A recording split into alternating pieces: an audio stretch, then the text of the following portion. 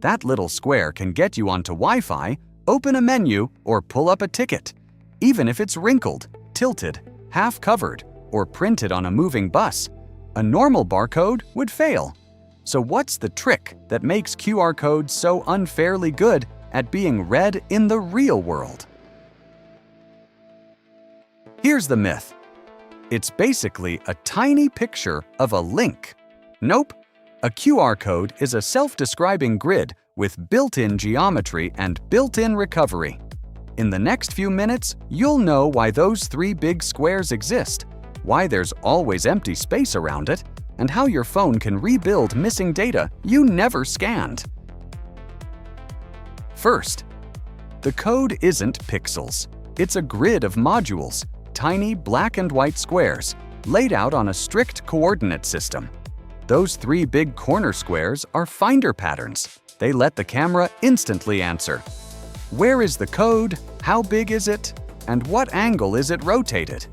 Once your phone finds them, it can unskew the image, like flattening a photo of a poster taken from the side, so the grid becomes a perfect square again. Now the sneaky part: timing and alignment. Between the corner squares, there's a line of alternating black and white modules, like a ruler. That tells the decoder exactly where each row and column should be sampled. On larger codes, there are extra mini targets called alignment patterns that fix distortion if the surface is curved. Okay, but what's actually inside the grid? Data becomes bits, numbers, letters, or a URL plus metadata about how it's encoded. Then QR adds error correction, extra backup information, using Reed-Solomon coding. You don't need the math. The idea is simple. The code stores redundant clues so the decoder can reconstruct missing pieces. That's why a QR can still work when a corner is torn off or a logo sits on top of it. And this is where the trade-off lives. More error correction means more redundancy, which means less room for your actual message. That's why some QR codes are huge. They're carrying more data, or they're configured to survive more damage. So the obvious solution: make it smaller, pack it tighter, add a bigger logo, usually backfires. At some point, the camera can't resolve the modules, and the error correction can't rescue you. Another trade-off: contrast and quiet. QR codes demand high black-white contrast and a blank border called the quiet zone. Without that empty margin, the decoder can't confidently separate code from background. That's why fancy designs that bleed into the edges often scan terribly, even if they look cooler.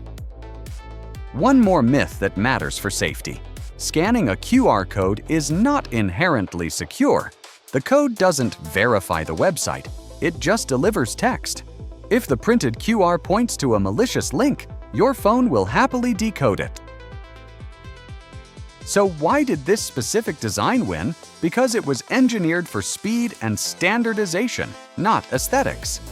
QR was created in 1994 by Denso Wave to track automotive parts faster than barcodes. It was standardized as ISO/IEC 18004, so every scanner could agree on the same rules: sizes, patterns, encoding modes, and error correction levels. Now you'll notice QR codes everywhere for a new reason.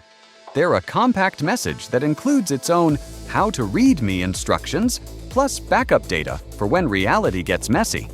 3 squares to lock orientation, rulers to lock the grid, alignment to fight distortion, and redundancy to survive damage. QR codes also use masking. Before the final pattern is printed, the data is flipped with one of several mask patterns, so you don't end up with giant solid blocks that confuse scanners. That's why 2 QR codes that store the same text can look different, and both be correct. So next time you scan one and it works instantly, remember, you didn't just read a picture, you solved a tiny geometry problem and a tiny error correction puzzle in a fraction of a second.